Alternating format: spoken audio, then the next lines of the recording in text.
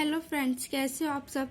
आज जो मैं आपके लिए लेकर आई हूँ वो है क्लास 9 के मोमेंट का chapter first, the lost child. ठीक है, इसके जो राइटर है वो है मुकुल राज आनंद। ये जो स्टोरी है एक ऐसे बच्चे की है जो अपने पेरेंट्स के साथ मेला देखने जाता है और वहीं पर जो है मेले में जो है बहुत सारी चीजें होती हैं जिसकी तरफ वो अट्रैक्ट होता है। जैसे नॉर्मली कोई भी बच्चा मेले में जाता है, उसे बहुत सारी चीजें, टॉय, बैलून, ठीक है, फ्लावर्स वगैरह दिखते हैं जिसकी तरफ वो अट्रैक्ट होता है। ऐसे ये भी और चीजों की तरफ अट्रैक्ट हुआ था। उसी बीच इसका हाथ इसके पैर से छूट जाता है और ये वो चीजों की तरफ अट्रैक्ट होकर आगे चला जाता है। इसको बहुत देर बाद में रियलाइज होता है कि वो उस मेले में खो चुका है।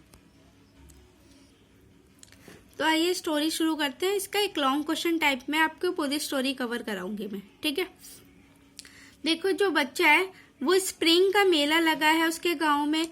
उस स्प्रिंग के मेले में वो अपने पेरेंट्स के साथ जाता है। ठीक है, अब रास्ते में ही was attract by many things lined up shop on his way.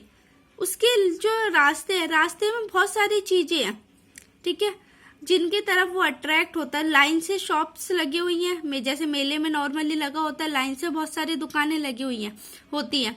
ऐसे यहाँ पर भी जो है बहुत सारी शॉप जो है वो लाइन से लगी हुई हैं जिन्हें देखकर उनकी तरफ वो अट्रैक्ट होता है। So he was attract by many things in lined up shop in his way. उसके रास्ते में जो बहुत सारी शॉप्स लगी हुई हैं लाइन से, उन सब की तरफ वो देखकर बहुत अट्रैक्ट होता है। He wants to buy many things। बहुत सारी चीजें उसको पसंद आती है जो वो खरीदना चाहता है, like toy, balloon, barfi, flower. ठीक है, ये सारी चीजें उसको बहुत ज्यादा अट्रैक्टिव लगती है। इन सब चीजों की वो डिमांड करता है। ठीक है, बट उसको पता है कि जो उसके पेरेंट्स है वो गरीब है, ठीक है, और वो उसकी इस डिमांड को पूरा नहीं करेंगे। So but he move on without waiting a answer. ठीक है, उसको बहुत सारी चीजें चाहिए, टॉय, बैलून, बर्फी वगैरह। वो बोलता है कि मुझे ये खाना, मुझे ये चाहिए। ठीक है, बट डिमांड करने के बाद वो किसी आंसर का वेट किए बिना ही आगे चला जाता है। क्यों? Because he knew that his parents will not buy them for him.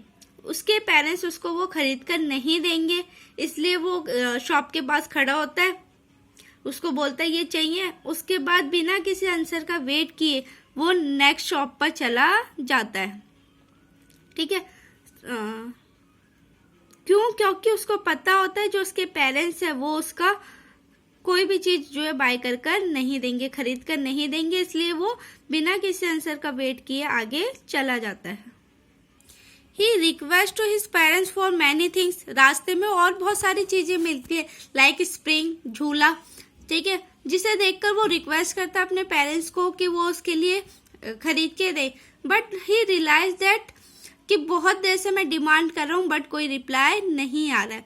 He request to his parents for many things but found no reply. वो देखता है कि कोई रिप्लाई नहीं आ रहा।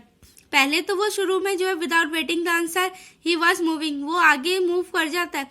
बट ऐसे जब बहुत देर हो जाती है तब उसको रियलाइज होता है कि वो इतनी देर से बोले जा रहा है पर कोई रिप्लाई नहीं आ रहा है।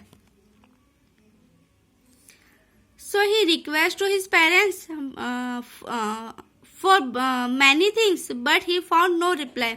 कि उसको बहुत सारी चीजें चाहिए बट वो देखता है कि उसके लिए कोई रिप्लाई नहीं आ रहा। ही टर्न, जब उसको बहुत देर तक कोई रिप्लाई नहीं आता है तो वो पीछे मुड़ के देखता है। He turn to look at his parents, he found that he had lost his way. वो पीछे मुड़ता है, पीछे मुड़ के देखता है, वहां पे कोई नहीं होता।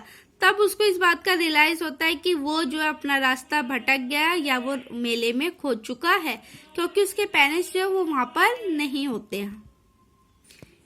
ही शाउटेड विद द फेयर। अब वो जो है, क्योंकि देखो कोई भी बच्चा होगा अगर मेले में अकेला खो जाएगा जहाँ इतनी भीड़ है तो कोई भी अब डर जाएगा। ठीक है, ये भी जो अब डर चुका था, ठीक है, कि मैं खो गया हूँ, मेरे पेरेंट्स पता नहीं मिलेंगे या नहीं मिलेंगे। ही शाउटेड विद द फेयर। अब डर के मारे वो बहुत ज्यादा डर जाता है क्योंकि अब वो मेले में अकेला होता है और डर के मारे जो है वो चिल्लाना शुरू कर देता है। He shouted with the fair, he welled up for the suppression of his parents. ठीक है, अब वो बहुत ज्यादा घबरा जाता है, उसे डर लगने लगता है। ठीक है, वो डर के मारे चिल्लाने लगता है। क्यों? क्योंकि उसके पेरेंट्स उससे खो चुके हैं। According to the lesson a man took the boy in the fair. अब जब वो बच्चा रो रहा होता है, ठीक है, एक मंदिर के पास बैठ के वो रो रहा होता है, जब उसके पेरेंट्स उसे नहीं मिलते हैं, उसके रोने की आवाज सुन के एक आदमी वहां पर आता है और वो आदमी उस बच्चे का ध्यान रखता है। ठीक है, वो उसके पास आता है, वो पूछता है कि वो क्यों रो रहा है। ठीक है, वो उसको बताता है कि उसके पेरेंट्स खो चुके हैं। अब वो बहुत देर से रो रहा है, तो वो कोशिश करता है कि कैसे ना कैसे इसका रोना जो है बंद हो। तो he wants to distract his mind from his parents. वो चाहता है कि इस बच्चे का ध्यान उसके पेरेंट्स से हटे ताकि वो रोना बंद करे और उसको कुछ ठीक से बता सके। ठीक है, he wants to distract his mind from his parents. अब उसका पेरेंट्स उसके माइंड को डिस्ट्रैक्ट करने के लिए वो क्या करता है, वो उसको वो मतलब बहुत सारी चीजों का लालच देता है कि तुम बर्फी खा लो, टॉय ले लो, बैलून ले लो, बर्फी ले लो।